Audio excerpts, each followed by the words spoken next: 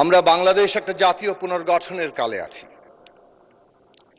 এই পুনর্গঠনের প্রয়োজনীয়তা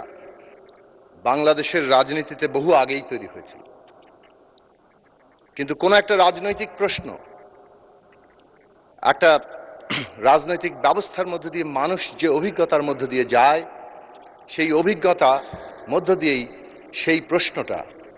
দিনে দিনে গুরুত্ব লাভ করতে থাকে। বাংলাদেশে বেশ কয়েকবার আমরা রাজনৈতিক সংকট দেখেছি, কিন্তু 2008 সালের 29শে ডিসেম্বর নির্বাচনের পর থেকে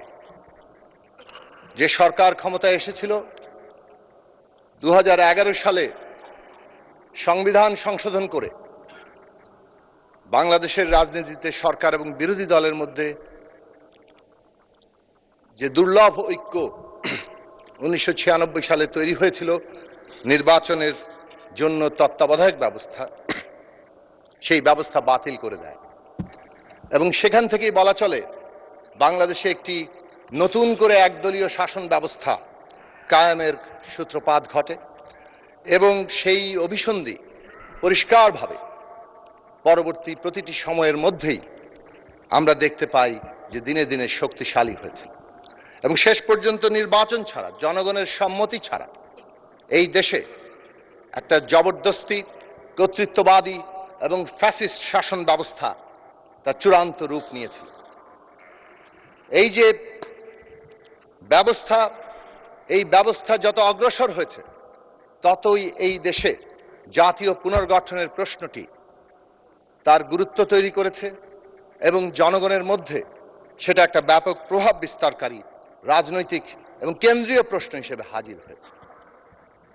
রাজনীতি শাস্ত্রে একটা কথা আছে, when idea grips the society it becomes a material force। যখন একটা চিন্তা সমগ্র মানুষকে আচ্ছন্ন করে তখন সেটা বাস্তব শক্তিতে পরিণত হয়, রাজনৈতিক শক্তিতে পরিণত হয়। আজকে বাংলাদেশে 2026 সালের 12ই ফেব্রুয়ারি যে নির্বাচন অনুষ্ঠিত হয়েছে, যেখানে জনগণ ভোট দিতে পেরেছেন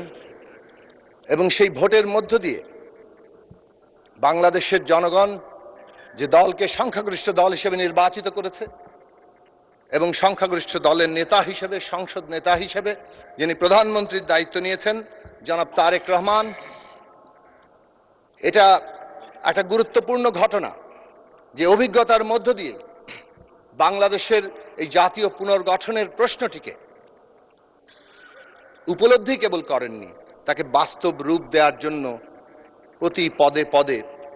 তার যে ভূমিকা রাখা সেটা রেখেছেন। অবশ্যই